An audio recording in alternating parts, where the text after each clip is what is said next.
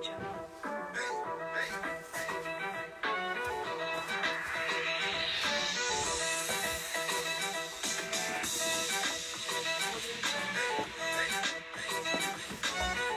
know what this is? What up, Hopi? When I say hi back. What up, everybody coming through?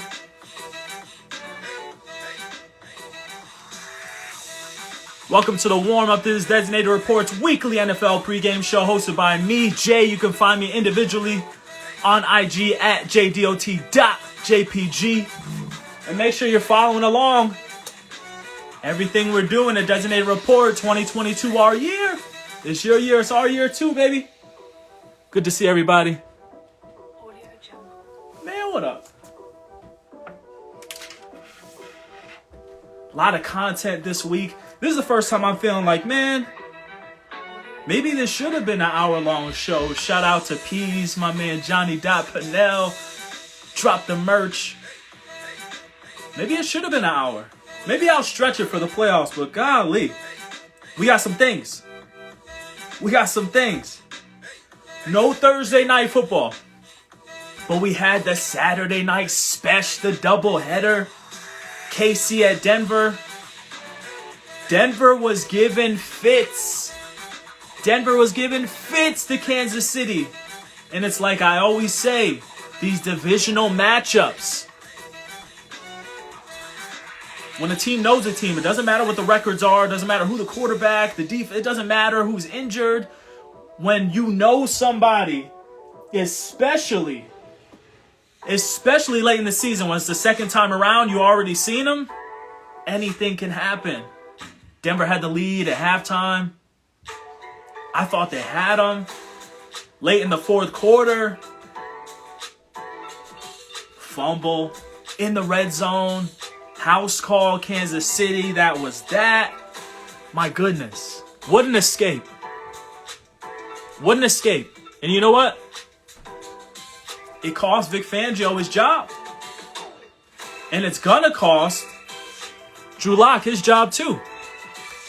I don't know what you expected out of him after you went and got Teddy B, who love the guy, wish him all the success in the world. But if you're John Elway, you're trying to make something special happen. I don't know what you want. All right. Cowboys, Eagles. My goodness, the 50 burger by them boys. The 50 burger in the ye old NFC East matchup. A demolition, man. No Minshew magic. But Dak. My man Dak passed Tony Romo for the most pass TDs in a season in Cowboys history while throwing 5 last night. Cowboys do what the Cowboys do.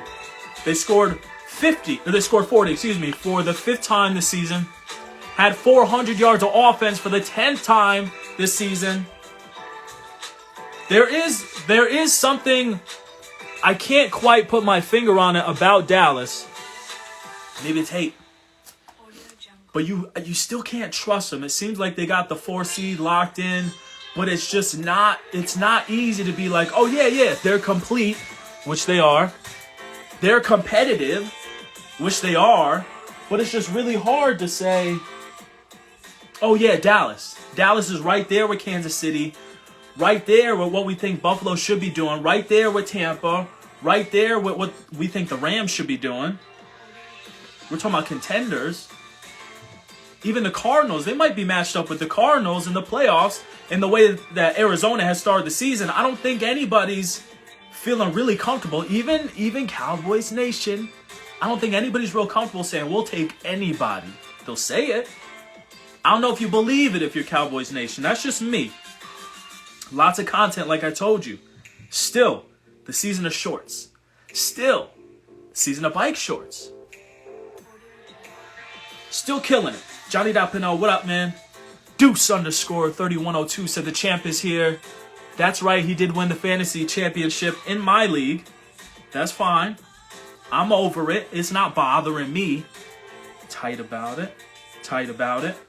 Listen, how could I not comment on Antonio Brown? It happened last Sunday. We've had a whole lot of time to get all sorts of information, new things to digest. But we'll get there, and there's some trade rumors as well. But as always, As always, want to start with some quick ones. Quick ones. Listen to me right now. Quick ones this week pertains to the records, the NFL records that could be broken this week. With an extra week in the NFL season, are these records impressive? Of course. Of course.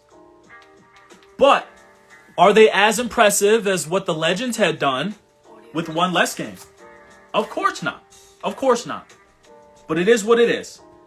The single season passing yards record is 5,477, 5,477 yards, set by Peyton Manning in 2013. If Tom Brady throws for 488 today against the Panthers, he'll break that record. Believe it or not, though, of all the great, fantastic, incredible things that TB12 has done, he's never thrown for that much in a game, except for one time. He threw for over 500, one time. So I'm telling you right now, unlikely to break that record. Now, the current single-season passing attempts record is 727, set by Matt Stafford, who's thrown for his life in Detroit, 2012. With 46 attempts today, Tom Brady breaks that record. There's no reason Tom Brady should be thrown 46 times today. There's no reason he should play this entire game. 2 or the 3 seed. Panthers shouldn't be a threat. Get this guy out of here. We need him for the playoffs. We lost so many other people. So I'm telling you, that record is not going to be broken today either. He's not going to throw for 46 attempts. However, the record well in reach for TB12 is the single-season pass completions record set by Drew Brees in 2016. Brady needs only 16 completions today to make that record his. And here's why he's going to get it. There's major incentive for Brady to throw the ball early and often. Mike Evans needs about 60 yards to extend his record of 1,000-yard receiving seasons to start a career. He'll have 8 if he can get about 60 yards today. They want to get that out of the way. Arians did it for him last year. They're going to go after it again. Gronk needs 7 catches and 90 yards to earn $1 million. They're going to get that for him. The completions record is likely. Bruce Arians goes after those things for his guys, including what he did last year for Antonio Brown. More on that later. Michelangelo Garland, my guy. Cooper Kupp in X Games mode. We'll get there. Could have used AB today. TJ Watt coming off a 4-sack game against the Browns, which brought his total to 21.5. One away for the all-time single-season sack record. It's not getting enough press. If he gets after the quarterback, if he gets the quarterback twice today, think about all the great legends who rushed the passer in the game. This guy, 90, right in the middle of your screen right here, will solidify himself. Above Strahan. Above his brother, the bum. This guy's going to do it today. I'm just telling you, he's going to do it today. Cooper Kupp needs 136 yards to eclipse Calvin Johnson's single-season record of 1,964. And even though San Fran has historically held Cooper Kupp in check, I think he's going to get that today. He's been a different beast this year. If he goes for 171, he'll be the first receiver ever to go for 2,000 yards. I don't think he's going for 171. It will be wild. He also needs 12 catches to reset the single-season receptions mark set by Slant Boy in 2019. Cooper Kupp, high volume, but he's only had 12 catches in one game this season, so I'm saying that one's not going to fall. Trayvon Diggs, not getting the single-season interceptions record. Don't even start with me. Great start, though. That's what we got. Those are the records that may fall. A lot of incentives, a lot of dudes going after money this week. I'm going to run through the game picks real quick this week because we got some things to discuss. Check me out. Week 18, the finale. Shout out to my Vanna White, Ralph Wiggum. Picks them, eats them. I just pick them. I got some road warriors this week. What do you guys think about this? I got some road warriors this week. Johnny Pinell, the bum. Yeah, his brother's a bum. I'm sorry. J.J. Watt, great. Not great anymore. Do we have to harken back to the segment I had earlier in the season? How he's the Eminem of the NFL. You've done so many great things, but you're so angry all the time. That's just how I feel about dude. He will be coming back for the playoffs, so let's see what he's got. Make me look dumb, JJ. Just saying. I got Tennessee locking up the 1 seed with a win against Houston. If you're Kansas City, you need Houston to show up. You're a big Davis Mills fan today. Patriots in Miami, even though that's the kryptonite, but I think it's the kryptonite of Brady. Maybe Belichick. I think they get it done in Miami. I got the Colts on the road. I got the Chargers on the road. I got the Packers on the road. I got anybody going into, MetLife to see the Giants. I got the Saints on the road. I got the Steelers in the Big Ben finale. Can they sneak into the playoffs? Let's see. Bengals over the Browns. Then a couple teams at home. These are the picks. Cease, what up? When I say hi back. Kept it quick this week. Because we got some things to talk about. Trivia time. I've been trying to get this trivia off for weeks. And I wish my man Dan Casaz was here because he's my trivia guy. Cease, I said when you say hi back. She'd already hit me with the Mets fan thumbs down. The Julius Randle thumbs down because I picked the Steelers over her Ravens. But now it's hey. What up, girl? I've been trying to get this trivia off. Participate, please. Our weekly trivia, right? Jamar Chase is the 5th rookie wide receiver since the merger to record 1,000 yards and 10 touchdowns in his first season. Incredible season. Which player below is not also on that list? Everyone on this list in their rookie season had 1,000 receiving yards and 10 touchdowns except for one. Who is it? Odell, first 2 years in the league, lit it on fire. Mike Evans, like I told you, consecutively 1,000-yard seasons. Randy Moss, maybe the best rookie season of any player at any position of all time. Anquan Bold in that rookie season, the catches. How he was relied on. His first game. And don't sleep on my man John Jefferson. This is for the people who know a little football history. While we wait, John Jefferson was a fantastic young receiver for the Chargers. Was only there in San Diego with those Chargers for 3 years. Went to 3 Pro Bowls in those 3 years. He's the first receiver in NFL history to put up 1,000 yards in each of his first 3 seasons. But did he also score 10 touchdowns? Johnny Pennell said B. He said, you know what? I don't think it's Odell. I don't think he had 10 touchdowns and 1,000. Michelangelo Garland said it's E. It's not Randy Moss. Oh. I'm going to tell you what. It's Anquan Boldin. Anquan Boldin. As great as Anquan was in his rookie season and his first game, Anquan Boldin did not also... C said I should have guessed. Yeah, you should have guessed. You should be guessing every week. 1,000 yards and 10 touchdowns. Mike Evans did it. John Jefferson did it. Jamar Chase obviously did it. Randy Moss did it. 17 of them. 17 of them things. C said I was going to pick Anquan. I don't know, man. I don't trust it. But it was him. It was him. Now listen. I am making an executive decision. I got more quick ones, but they're not quick though. I got more topics because this is the regular season finale. I got more things to talk about. I got more things that I want to throw out into the world. It's how I feel about this season as it wraps up.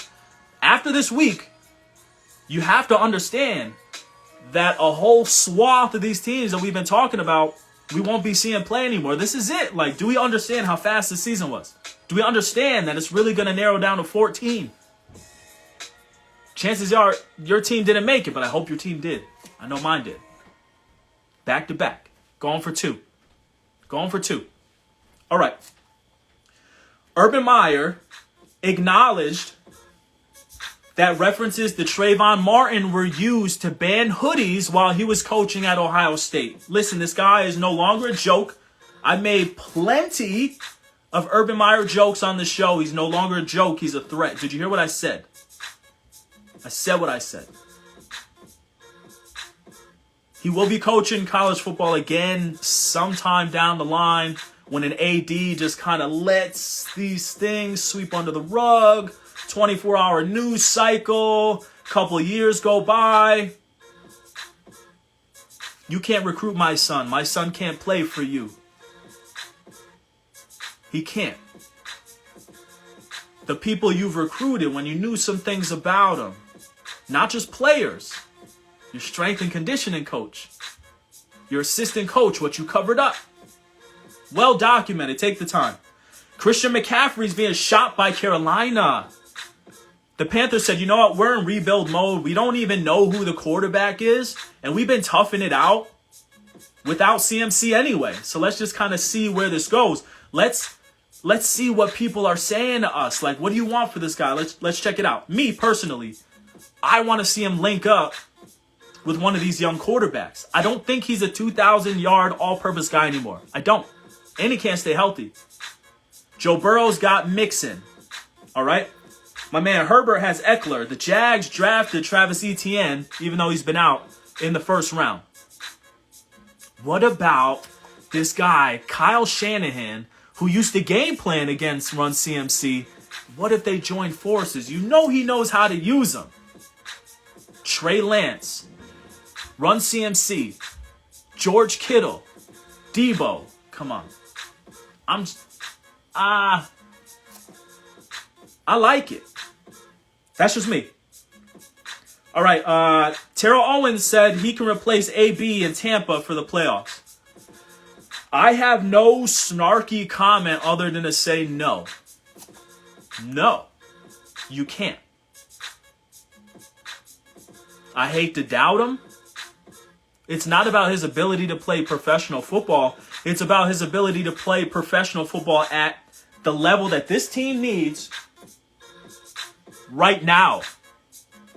This is not a team calling week 3 or week 1. We had some preseason injuries. We can catch you up to speed. You think that T.O. can learn a playbook?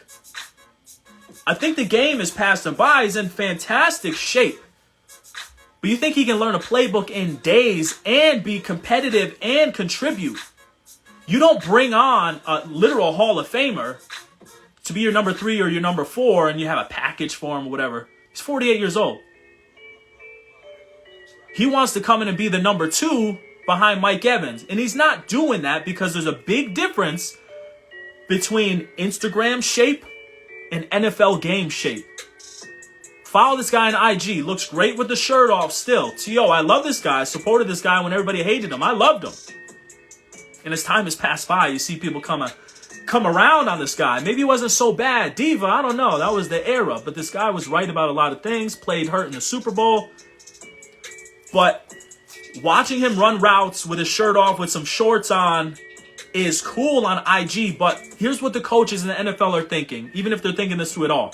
Can he get separation from someone who's 28, someone who's 22? Can you get separation and can you make catches in traffic? You did it in your prime, but at 48, it's not happening. And if you're Bruce Arians, if you're Jason Light, who runs the Bucs, you don't have any time to figure it out. You can't pick him up and be like, 2 weeks, because you might only last 1. This is the playoffs. You have no time to catch this guy up to speed. That's why you'd rather get somebody off the practice squad. Look what Cyril Grayson did for them.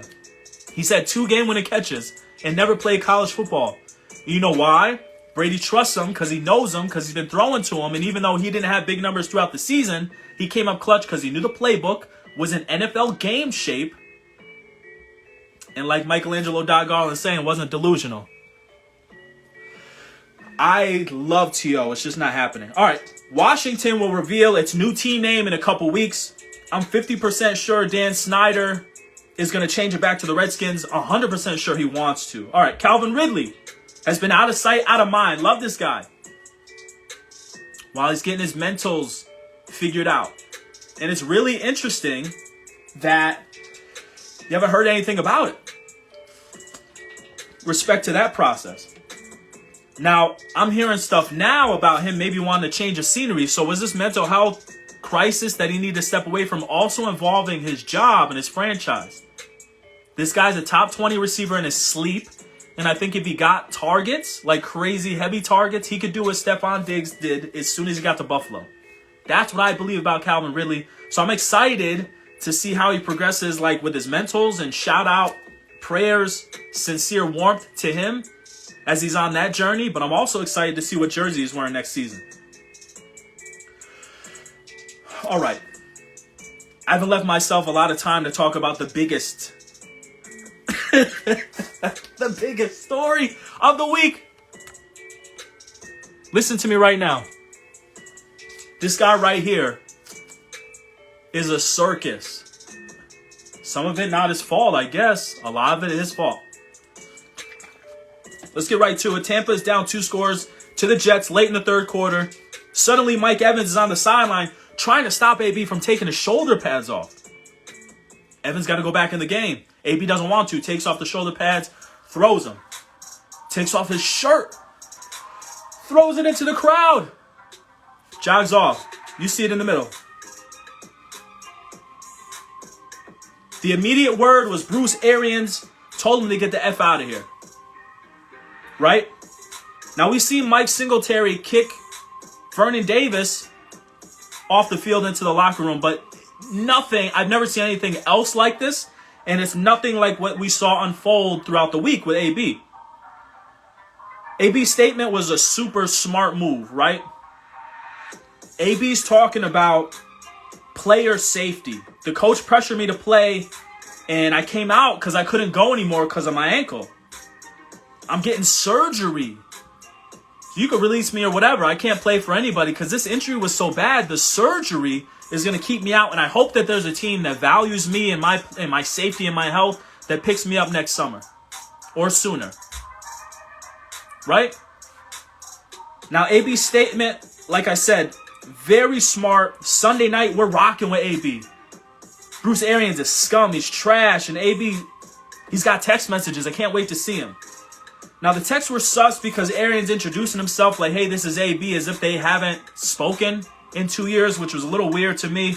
But whatever, maybe somebody got a new phone. Got a new number. He also never pressures AB to play like he had said. He actually said, we'll talk it out, and I want you with us if you're ready. All right. So what's AB doing? All right. AB says, I'm all in. Then he gets a shot to numb up the ankle, which is very common. Later says he was pressured into the shot, but I'm curious how he's in so much pain he can't play if he was numb. Also, you couldn't pressure AB to get vaxxed, but you pressured him to get some cortisone. It doesn't add up to me personally. Doesn't add up to me. AB's still winning though. Arians is quiet. AB keeps talking. He's right about the Steelers, right about John Gruden. He's brash, but he's honest. Team AB all the way.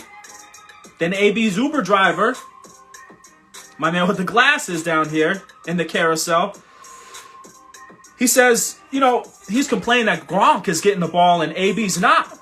But we're still rocking with AB because the NFL's a shady business and the Bucks probably didn't want him to get the incentives. But last year, in the final week, he got 3 shovel passes in the final 2 minutes to get him $250,000. All right, they didn't check out.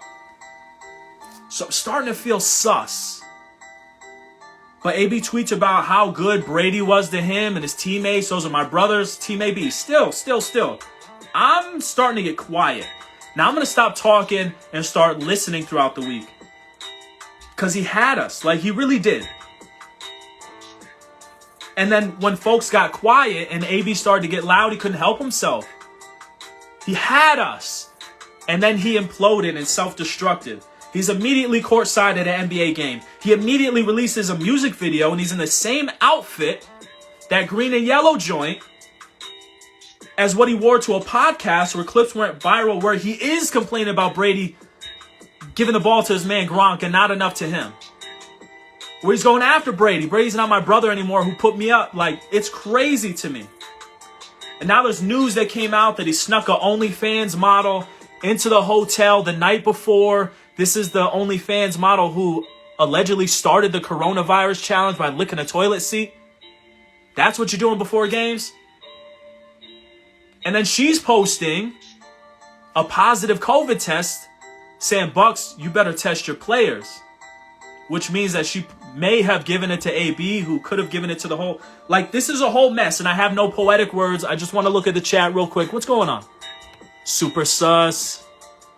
How do you try to throw the GOAT under the bus? That's silly. He'll be broke in 5 to 10 years. Had me feeling like a rapper, though. I was fabulous or somebody, okay? Definitely CTE. No loyalty. It is what it is. It is what it is. I wish we had more time, because like I said, it's a whole mess. What I do want to rush through, though, is what we always do around this time. It's the 5-minute warning. Get your pizza situated.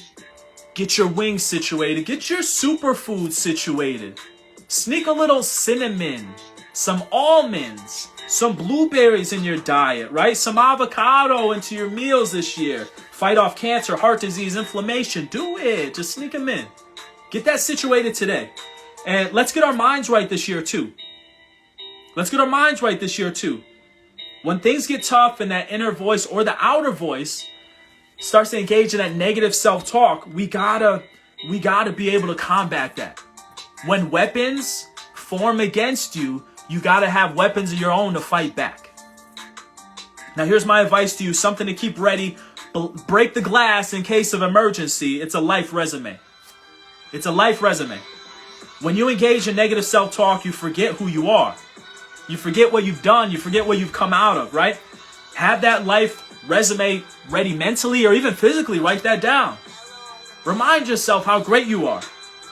So that negative self-talk says, I'm not capable. I'm not coming out of this situation. I don't deserve this. I don't know what I'm going to do right now. But if you got something written down, you go through that life resume, you've gotten out of worse situations. You saved up and took multiple vacations out of the country. Remember that? You got a promotion at a job that had nothing to do with your degree. You got a picture with that celebrity once. That was dope. And your life is actually pretty nice. And we got some warriors out there. Maybe on your life resume, I beat cancer. Maybe on your life resume, I'm grieving in a healthy way from somebody that I lost. That's a W still. To deal with that and to stay sturdy and to get through it. Get that life resume ready, because that's the talk that you need to be having with yourself to combat that negative self-talk that tells you can't do something, right? You got this and I got you. On this Self-Care Sunday, be great tomorrow, be lazy today. Love yourself by finding that groove in the couch you created from 17 prior weeks of NFL action. I'll see you back here next Sunday. And every Sunday of the NFL season, playoffs on deck. I'm Jay. This was the warm-up. Peace. Right on time, baby. Right on time. You know, T.O. and Aaron Rodgers both haven't gotten a ring since 2011. It's weird.